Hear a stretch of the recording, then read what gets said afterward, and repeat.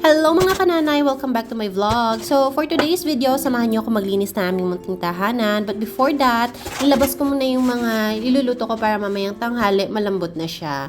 Pasensya na kayo kung medyo ngongo pa ako kasi medyo may sipon pa ako, but I'm okay now. So, ayan, naglinis na ako saglit dito sa kusina namin. And after that, nandito naman tayo sa sala. So, ayan, kung makikita nyo, yung sofa namin, napakadumi, diba? Ang ingay ni Simba. Ayan, napakarumi niya, pero maniwala kayo, trinay ko na yung linisin, brushin, sabunin, hindi talaga siya natatanggal. So, kung meron kayong alam na cleaning hack, let me know down in the comments. So, para matry ko naman siya. But anyway, bumili ako ng sofa cover sa Shopee nung huli akong umuwi from the Philippines.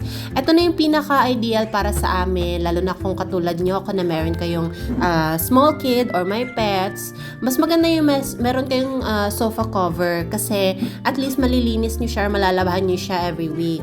Or kung kailan siya marumihan, 'di ba? Mas madali na para sa inyo yung paglilinis ng sofa at saka mas maayos at maganda siyang tignan. So bumili na rin ako ng mga kapartner na punda, ayan kung makikita ninyo.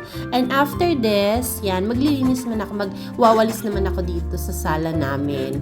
Normally, nagva-vacuum ako pero dahil hindi naman ganun kadumi yung sahig namin, nagwalis na lang muna ako for today. So, ayan. Tinanggal ko lang muna tong maliit na carpet dito para madali ko siyang malinis. And after that ay, syempre, magmamap naman tayo.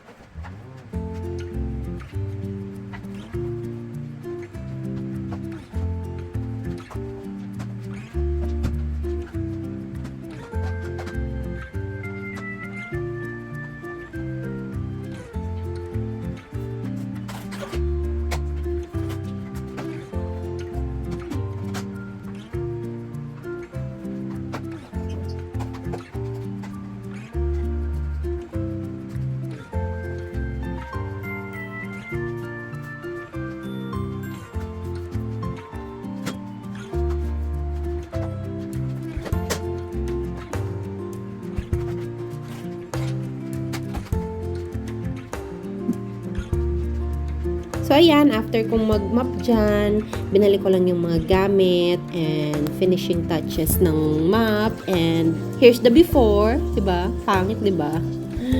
And this is the after.